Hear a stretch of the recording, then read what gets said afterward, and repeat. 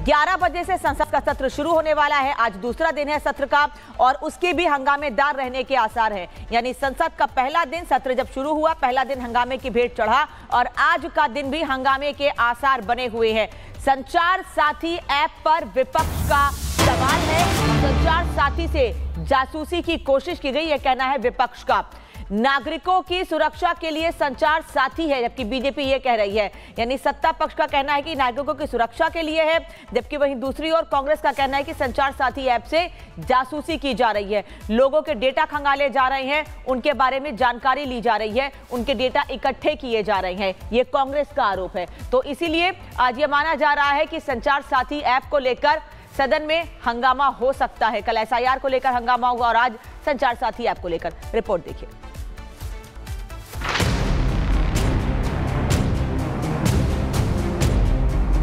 शीतकालीन सत्र का दूसरा दिन, संसद में वंदे मातरम पर चर्चा के लिए 10 घंटे का समय। शीतकालीन सत्र का आज दूसरा दिन है। पहला दिन तो विपक्ष ने स्पेशल इंटेंसिव रिवीजन यानी एसआईआर पर चर्चा की मांग की। इसको लेकर दोनों सदनों में हंगामा देखने को मिला। वहीं इन सब के बीच इस हफ्ते के अंत में लोकसभा में राष्ट्रगान वंदे मातरम पर चर्चा हो सकती है। हाँ, वंदे मातरम पे 10 घंटे हैं? दिल्ली के पॉल्यूशन पर 1 भी घंटा नहीं, देश के लोकतंत्र के लिए 1 भी घंटा नहीं। वंदे मातरम बताओ, आप आरएसएस के लोग क्या 1949 1947 से पहले गाते थे? आप एक चीज बता दो वंदे मातरम पर, पूरे लिटरेचर के अंदर 1947 तक का जितना आरएसएस का लिटरेचर है, उस लिटरेचर में एक भी जगह वंदे मातरम की जिक्र अगर इन्होंने किया हो तो जो कहेंगे आप, मैं वो हार जाऊंगा। सूत्रों के मुताबिक केंद्र सरकार ने वंदे मातरम पर इसी हफ्ते संसद में चर्चा कराने का फैसला किया है।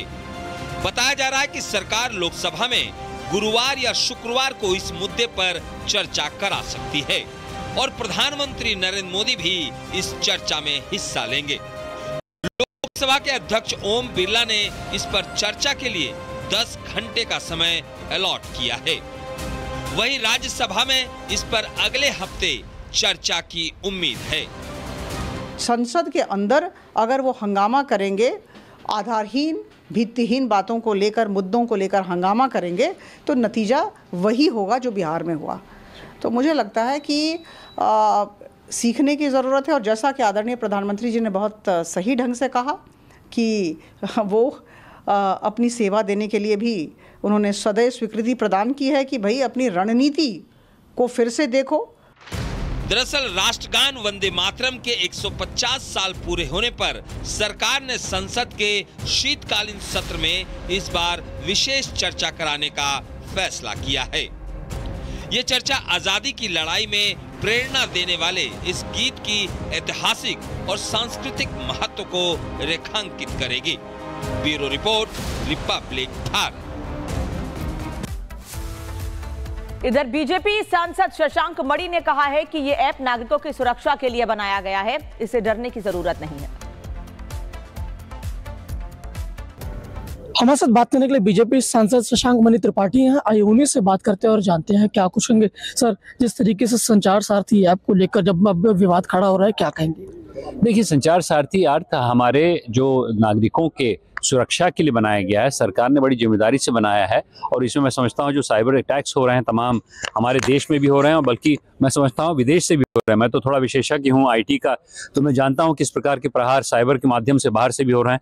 इसके विरोध में हम लोग ने, इसके बचाव में हम लोगों ने एक ऐसा ऐप बनाया है जो पूरी तरह सुरक्षित है। हर नागरिक को इसको अपनाना चाहिए, इसमें कोई दिक्कत नहीं होनी चाहिए। सर, फोन में प्री इंस्टॉल होने की बात सामने आ रही है, लेकिन विपक्ष सवाल उठा रहा है, कह रहा है हमारी प्राइवेसी का हनन होने की बात अब सामने आ रही है। नहीं, ऐसा नहीं है। देखिए, प्राइवेसी का हनन तब होता है जब हम लोग ऐसे तत्वों को मेरे हिसाब से अपने साइबर फोन में या अपने कंप्यूटर में जाने देते हैं जिसमें कि मैं समझता हूँ बाहरी तत्व भी काफ़ी शामिल हैं। तो यह जो ऐप है, जहाँ तक मेरी जानकारी है, उसको बड़ी सुरक्षित रूप से बनाया गया है और उसमें आपका बचाव होगा, हमारे नागरिकों का बचाव होगा, देश का बचाव होगा। ये बहुत महत्वपूर्ण ऐप है। संसद का शीतकालीन सत्र शुरू हो गया, लेकिन लगातार हम दिख रहे हैं हंगामे की भीड़ चढ़ रहा है। कल पहला दिन था, हंगामे की भीड़ चढ़ गया। मैंने अभी बोला किसी और चैनल पे कि एक हिंदी का मुहावरा है, खिसियानी बिल्ली खम्बा नोचे। और इस प्रकार से हमारे जो बिहार में जनता ने इनको सबक सिखाया है। 200 से ज़्यादा सीटें भारतीय जनता पार्टी को दी है और एसआईआर के मुद्दे पे तमाम इन लोगों ने यात्राएं की, उसका खंडन करके बिहार की जनता ने हम लोग को यहाँ तक पहुँचाया है। अब ये यहाँ पर आके विपक्ष समझता है कि सदन को रोक के इस प्रकार की कार्रवाई करवाएंगे, सरासर गलत है। विकसित भारत के नारे को लेकर हम सब चले हुए हैं। देश की जनता चाहती है कि प्रधानमंत्री जी के नेतृत्व में हम लोग एक ऐसे देश का निर्माण करें अगले 20 साल में जिसमें एक भी क्षण हमें गंवाना नहीं चाहिए। और इस प्रकार का जो नारेबाजी हो रही है और सदन को बेबुनियादी रूप से रोका जा रहा है, इसकी मैं कड़ी से कड़ी निंदा करता हूं। कल मैं भी बोल रहा था, मणिपुर के जीएसटी बिल पे 2 मिनट बोलने का मौका दिया गया, इतना महत्वपूर्ण बिल था। इसलिए दोस्तों आइए, जनता भी इसको सबक सिखाए। मैं समझता हूं कि विपक्ष में हम लोग भी इनको सबक सिखाएंगे, लेकिन मैं समझता हूं उनसे आग्रह करना चाहता हूं कि आप लोग भी आइए, देश की जो मामले है उस पर चर्चा करें, जनता के लिए चर्चा करें। जनता देख रही है आपके दुर्व्यवहार को। वंदे मातरम का हम 150 वर्ष मना रहे हैं और कहा जा रहा है सदन के अंदर उस पर चर्चा हो सकती है, क्या कहेंगे? बहुत बहुत महत्वपूर्ण है वंदे मातरम का। मैं तो एक क्रांतिकारी क्षेत्र से खुद ही आता हूं, पूर्वांचल से, जहां मंगल पांडे ने और लक्ष्मीबाई ने 1857 में लक्ष्मीबाई तो आज संसद के शीतकालीन सत्र का दूसरा दिन है और दूसरा दिन भी हंगामे की भेंट चढ़ सकता है। संचार साथी ऐप को लेकर विपक्ष आज संसद में सरकार को घेरने की तैयारी में है। शिवसेना सांसद प्रियंका चतुर्वेदी क्या कह रही हैं और बीजेपी के सांसद गिरिराज सिंह पलटवार कर रहे हैं, सुनिए। यूज होता है तो ट्रैक कर पाएगा, पर अगर वो ट्रैक कर पाएगा तो यानी आपकी सारी एक्टिविटीज़ वो ट्रैक कर पाएगा। वो आप डिलीट भी नहीं कर सकते हैं अपने फ़ोन से। तो ये जैसे एक बिग बॉस के हाउस में आपके ऊपर कैमरा हमेशा लगा रहता है, वैसे आपका फ़ोन जो एकदम पर्सनल चीज़ है, आपकी प्राइवेट स्पेस है और प्राइवेसी हमारा अधिकार है, आप उसी का लगातार हनन कर रहे हैं। हम आपसे कह रहे हैं आप रिड्रेसल सिस्टम्स ढूंढिए, आप सर्वेलेंस सिस्टम्स बना रहे हैं। इतना क्या आपको लोगों को कंट्रोल करने की, नियंत्रण करने की, कौन क्या कर रहा है, किससे बात कर रहा है, क्या देख रहा है, क्यों देख रहा है, ये कितना सरकार दखल अंदाजी देगी प्राइवेट फैमिलीज़ में, प्राइवेट फ़ोन्स में, प्राइवेट चीज़ों के निजी ज़िंदगी में। तो इसका तो हम पुरजोर तरीके से विरोध करेंगे, क्योंकि आप पूरे देश को ही एक सर्वेलेंस नेशन बना रहे हैं। समझ में नहीं आता है, बिहार में एसआईआर हुआ, अब सबने देखा कि एसआईआर हुआ, चुनाव परिणाम भी देखा, चुनाव व्यवस्था भी देखा कि एक बूथ पर भी रीपोल नहीं हुआ। तो एसआईआर कोई पहली बार नहीं हो रहा है। एसआईआर को क्यों लोग हवा मचा दिया है?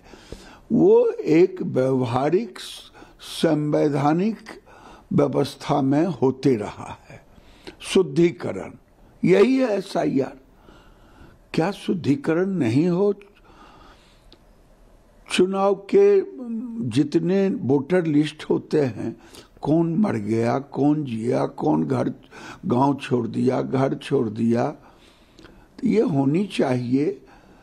इसको पॉजिटिव रूप में जो खामियां हो उसको निकाल करके उसका सुधार करवाना चाहिए, न कि एसआईआर का विरोध करना चाहिए।